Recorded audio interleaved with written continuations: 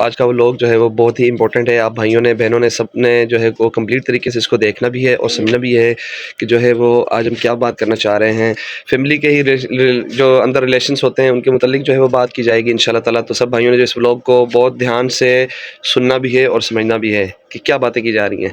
सबसे पहले तो ये मैं बात करना चाहूँगा कि ये जो छोटा सा बेटा खड़ा हुआ है मेरा, शाहबुर रहमान, कह रहा था कि आप पापा कैमरा ऑन करो और मैं कैमरे में आ जाऊँ। तो हमने फिर व्लॉग बना लिया, कहना चलो ठीक है इसको स्टार्ट में करता। वो पेट भी अपना दिखाई जा रहा है, ठीक है। ऐसे नहीं करते बेटा, बुरी बात, ऐसे नहीं करते, ऐसे करो, ऐसे करो अंकल, लाइक करो, ऐसे ऐसे कर, दोनों हाथों से, दोनों हाथों से करो, दोनों हाथों से करो, ऐसे, शाबाश शाबाश। तो दोस्तों कैसे हैं आप सब? ठीक ठाक हैं? तो आज के व्लॉग में कुछ इस तरीके से कि ज़िंदगी के अंदर जो है वो परेशानी भी बहुत ज़्यादा हैं, मुश्किलात भी हैं, और अब ऊपर से जो है वो ईद भी जो है वो नज़र आ रही है। बल्कि आज जो है वो 28वां रोज़ा मुबारक है। तो इंशाल्लाह ताला जो है 2 दिन के बाद तो ईद लाजमी होगी। बस कुछ ये परेशानियां भी हैं, उलझने भी हैं और डिप्रेशन के अंदर भी हैं कि ईद के ऊपर जो आपको पता होता है कि इंसान को अगर दिल से खुशी हो बहुत ज़्यादा तो फिर ईद भी अच्छी लगती है, और अगर दिल में खुशी ना हो, लाइफ के अंदर जो है कुछ ऐसे क्राइसिस भी हो जाते हैं इंसान के साथ कि जिससे फिर वो इंसान को हर चीज़ जो है वो बोझ सी लगती है, उलझन लगती है। हर चीज़ में कोई खुशी उसको अच्छी नहीं लगती और उलझन सी लगती है। ज़िंदगी, यहाँ तक कि ज़िंदगी भी जो है वो बोझ लगती है। फिर भी जो है वो अल्लाह के आसरे में और अल्लाह से उम्मीद रखकर जो है वो इंसान चलता रहता है, जीता रहता है कि यार चलो ठीक है, कभी ना कभी तो मेरा अल्लाह जो है वो मेरी सुनेगा, मेरा हाथ पकड़ेगा और मेरी जो मुश्किलें हैं वो ख़त्म होगी, वो आसानी में बदल जाएंगी और मैं जो है वो ज़िंदगी के अंदर जो है वो जो चाहता हूँ, जो खुशियाँ चाहता हूँ वो मुझे मिल जाएंगी। इसके अंदर सबसे पहले तो मेन चीज़ ये होती है कि इंसान को जो है वो ये सोचना चाहिए कि आप जो है वो अपनी लाइफ के अंदर आपके जो रिश्ते होते हैं वो कौन से इंपॉर्टेंट रिश्ते होते हैं। कुछ रिश्ते ऐसे होते हैं जो आपके जो है वो बहुत इंपॉर्टेंट होते हैं, पर वो रिश्ते भी जो है वो आपका दिल दुखा देते हैं। उन रिश्तों से भी जो है वो आपको बड़ी जो है वो उम्मीदें तो होती हैं अच्छाई की, पर अक्सर जो है वो उनसे वो आपको जो है वो उम्मीदें नहीं मिलती जो आप तसव्वुर करते हैं, वो चीज़ें नहीं मिलती आपको। तो अब जो है वो कुछ रिश्ते हमारी फैमिली में भी ऐसे हैं, ठीक है, जिनसे मुझे जो है वो मैंने सबके लिए अच्छा सोचा भी और अच्छा किया भी, पर मुझे जो है वो उनसे अच्छाई नहीं मिली, अच्छाई किसी से भी नहीं मिली, बुरा ही मिला। और यही बात मैं, मेरी पीठ के पीछे भी ये सुनने को मिला कि ये जो रिजवान है वो ठीक नहीं है, वो सही नहीं है। हालांकि मैंने कभी किसी के साथ जो है वो बुरा नहीं किया, किसी का हक नहीं खाया, किसी का हक नहीं मारा, ऐसा कोई अमल नहीं किया, पर फिर भी जो है वो मुझे जो है वो मायूसी और बेहिसी दिखने को मिली और हसद और हासिद जो है वो बहुत ज़्यादा है। तो फिर भी मैंने कभी किसी को दिल में नहीं रखा, अल्लाह के सुपुर्द कर देता हूँ, छोड़ देता हूँ कि जो भी, या अल्लाह इंसाफ़ करने वाली ज़ात तेरी है और तू बेहतर इंसाफ़ करने वालों में से है।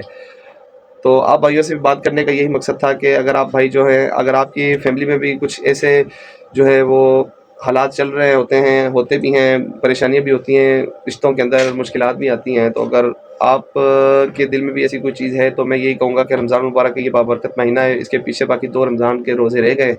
तो इसके अंदर जो आप अपने भाई जो है सब वो दिल साफ़ करें, दिल साफ़ करके एक दूसरे जो है वो दिलों को जो है वो साफ़ करके मिलें और जो भी पीछे बीत गया, जो हो गया, वो सब जो कुछ ख़त्म कर दें। क्योंकि अल्लाह ताला कहता है कि रमज़ान मुबारक के महीने के अंदर जो है, ये महीना वो है कि इसके अंदर आप अपनी बख्शिश करवा सकते हैं, जैसे चाहे जो भी है आप अपनी बख्शिश करवाएँ। तो इसी तरीके जब हज़रत जिब्राइल अलैहिस्सलाम जो है वो दुआ कर रहे थे तो आप सल्लल्लाहु अलैहि वसल्लम ने जो है वो आमीन कही थी। उसमें से एक ये भी था कि जो रिश्तेदारों से अच्छा सलूक करने वाला हो और फिर भी अगर उसके दिल में किसी के लिए बुग़्ज़ हो और उसका दिल साफ़ ना हो, रिश्तेदारों से ताल्लुक़ ख़राब करने वाला हो, ताल्लुक़ तोड़ने वाला हो, तो अगर उसने की रमज़ान मुबारक के महीने में अगर वो किसी से माफ़ी नहीं मांगता और अपनी बख्शिश नहीं करवा पाता तो वो अल्लाह करके वो हलाक और बर्बाद हो। तो आप सल्लल्लाहु अलैहि वसल्लम ने जो है उनकी दुआ के बाद फिर आमीन कहा था। तो आप सल्लल्लाहु अलैहि वसल्लम की अगर आमीन है तो फिर आप और मैं कैसे सोच सकते हैं कि अगर हम किसी के, अपने किसी रिश्तेदार के साथ बुरा करेंगे, बुरा चलेंगे तो हम अपने आप को फिर कामयाब कर सकते हैं? नहीं कर सकते। तो इसी मौजू पे जो है वो ये बात मैंने करनी थी, कुछ की है, और बाकी जो बात है वो फिर ये बेगम भी करेंगी। तो आप जो है ना अभी कैमरा करते हैं बेगम की साइड पे, तो फिर जो है वो कुछ अपनी भी बातें करेंगे।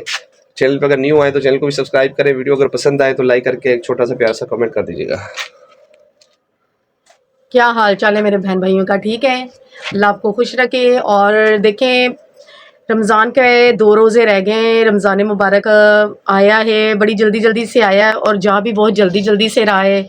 मैं आज आपको व्लॉग में यही बात समझाना चाहूँगी और एडवाइस भी यही दूंगी कि जो मियाँ बीवी लड़े हैं, झगड़ा इनका चल रहा है, वो आपस में एक हो जाएं। अगर माँ बाप से कोई झगड़ा है उनसे भी सुलह करें, उनके कदमों में गिर के उनसे माफ़ी मांगे और बहन भाई अगर एक दूसरे से नहीं मिल रहे, थोड़ी औलाद की वजह से टकरा रहे, कोई 19-20 बात हो गई है तो आपने ज़िंदगी के लिए मरना जीना छोड़ दिया, तो मेरे बहन भाई ये मरना जीना छोड़ना इतना आसान नहीं है, बड़ा मुश्किल काम है। और प्लीज़ आप इस रमज़ान की वजह से, अगर ये मुबारक रमज़ान को आप महीने को समझते हैं तो जाएं। आज सिर्फ 2 रोज़े रह गए, उसके बाद ईद आ जानी है। और आपको मैं यही मैसेज देना चाहूँगी, जाएं अपने रिश्तेदारों के पास जाएं, उनसे गले मिले और जो गिले शिकवे आपके दिलों में चल रहे हैं उनको दूर करें और गले मिलके एक हों। और फिर आपको पता है कि ईद जब इन लड़ाइयों में आती है ना तो कुछ अच्छा नहीं लगता, कुछ पसंद नहीं लगता, कि दिल ही जब आपका खुश नहीं है तो आप किस तरह ईद को एंजॉय कर सकते हैं।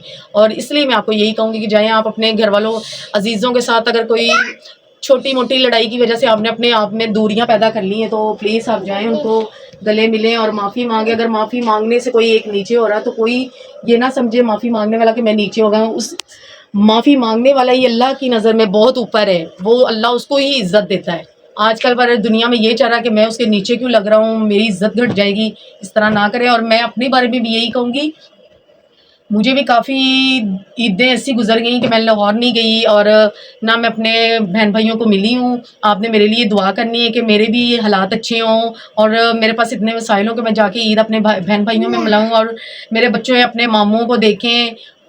उन्होंने मामू अभी नहीं देखे, ये जो एंड वाले मेरे बच्चे हैं इन्होंने अपने मामू नहीं देखे, बड़े बेटे मेरे हाफिज़ अब्दुर्रहमान ने देखे हैं। और प्लीज़ आपने मेरे लिए दुआ करनी है। और आपने आज ये व्लॉग मैं आपको यही नसीहत करना चाह रही हूँ कि थोड़ी गिले शिकवे है ना तो जाके आप माफ़ी मांग लें, अगर फ़ोनों पे नहीं, जाके उनके घर जाएं कोई।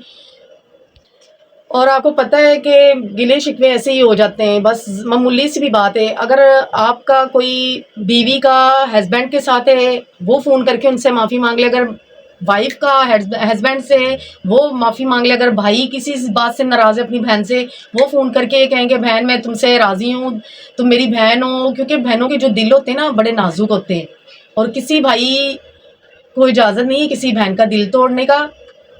और बहनों का जो दिल है ना बहुत नाजुक होता है। और भाई यहाँ एहतियात करा करें, क्योंकि वो बहनें जो होती हैं ना पराए जगह पे बैठी होती हैं, वो उनकी भी सुनना चाहती हैं और आपकी भी सुनना चाहती हैं। वो इतनी मामूली बात पे लड़ाई झगड़ा नहीं करती जो समझदार बहनें।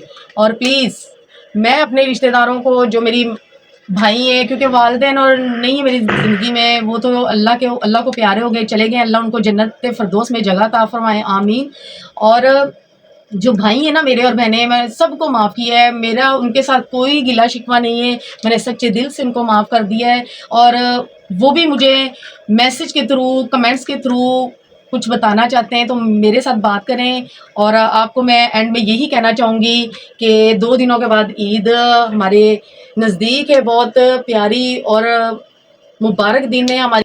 और इस व्लॉग में मैं आज आपको एडवांस में ही ईद मुबारक अपने बहन भाइयों को कह रही हूँ, जिन्होंने भी हमारे चैनल को सब्सक्राइब किया है, लाइक किया है, उन सबको दिल से तहे दिल से ईद मुबारक कह रही हूँ एडवांस में।